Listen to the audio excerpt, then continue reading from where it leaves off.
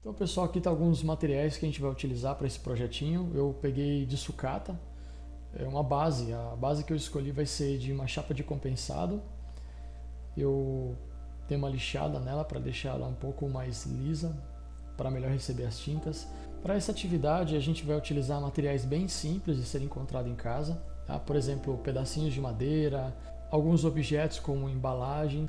Para a construção da minha escultura, eu separei também alguns pedacinhos de chapa de compensado, alguns gravetinhos que previamente eu encontrei na oficina, alguns pedacinhos de MDF, um fio, caso eu queira utilizar um fio. Eu posso utilizar barbante também, algum outro elemento, algum outro objeto. Objetos que não vão ser mais utilizados também poderão ser adicionados a esse projetinho. Pessoal, para começar a nossa produção, a primeira coisa que a gente tem que ver logo de cara é uma pesquisa prévia.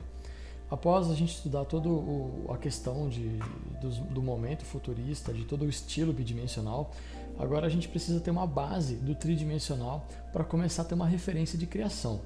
Então a gente começa a analisar algumas imagens, a gente já está mostrando aqui agora algumas imagens já pré-selecionadas, né?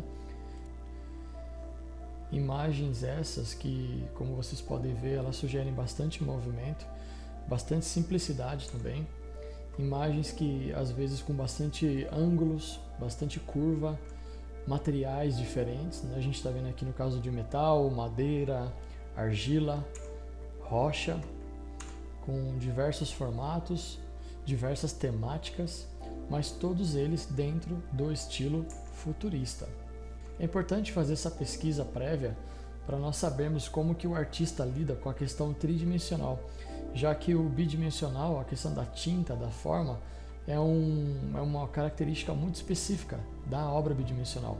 Já no tridimensional a gente não consegue colocar cor no fundo, a gente não consegue pintar com tanta facilidade os elementos coloridos. Então a forma tridimensional é uma forma diferente de representar praticamente a mesma coisa que é simbolizado pelo estilo, pelo conceito. Percebam vocês, mais uma vez, sobre o movimento. As obras parecem que estão em movimento, elas não têm cara de que são blocos que estão estacionadas. É como se ela tivesse um avanço no tempo, como se ela pudesse caminhar durante o tempo.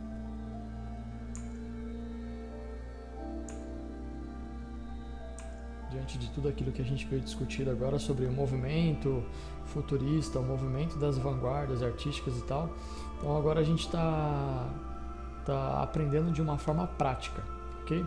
A gente fez o exercício inicial, nós fizemos o exercício inicial, onde tivemos que separar 3 elementos para que fosse a nossa inspiração.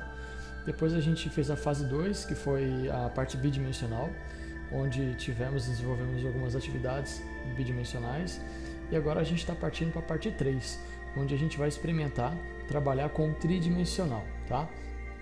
Os conceitos são os mesmos, não foge muito. A questão do tridimensional agora é que a gente tem que pensar em volume, tá? Então a gente tem aqui, falando agora sobre a manifestação futurista, que prezava pela exploração do lúdico, tá? Assim como da linguagem um pouco mais natural, uma linguagem mais pura.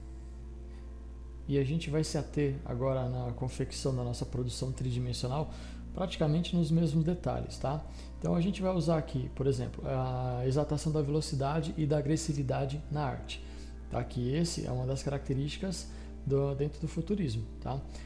Valorização e evolução tecnológica e industrial.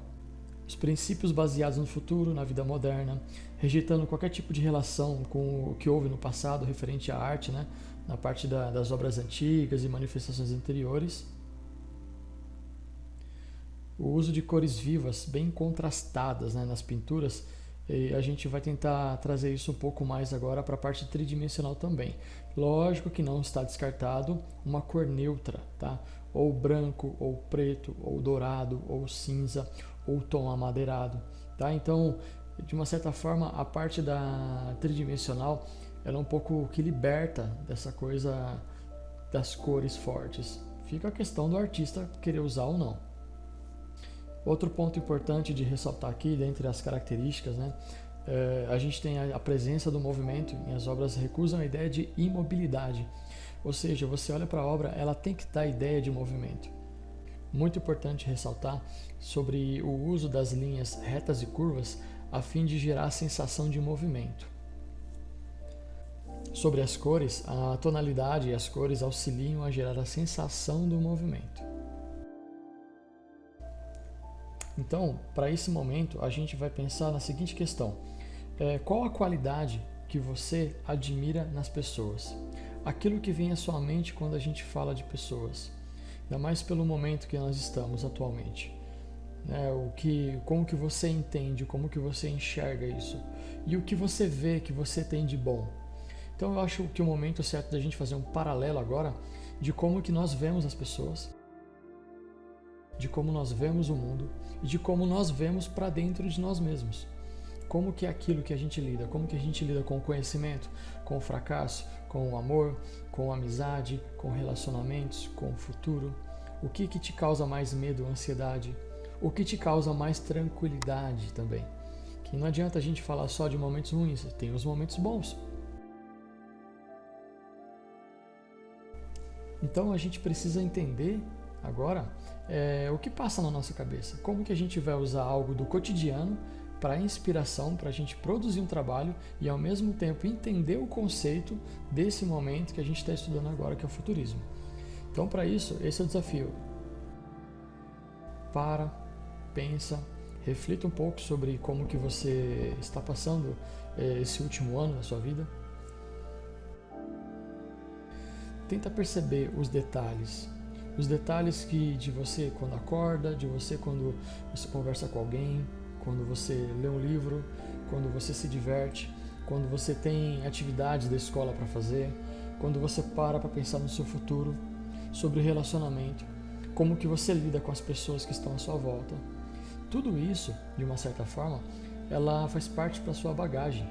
Ela faz parte da sua bagagem de construção cidadã, da sua construção como humano, como ser humano, como pessoa, como profissional, como aluno. Então agora a gente vai usar toda essa questão, de enfatizar aquilo que a gente enxerga de realidade, enxerga de mundo, e vamos botar em prática nessa próxima produção.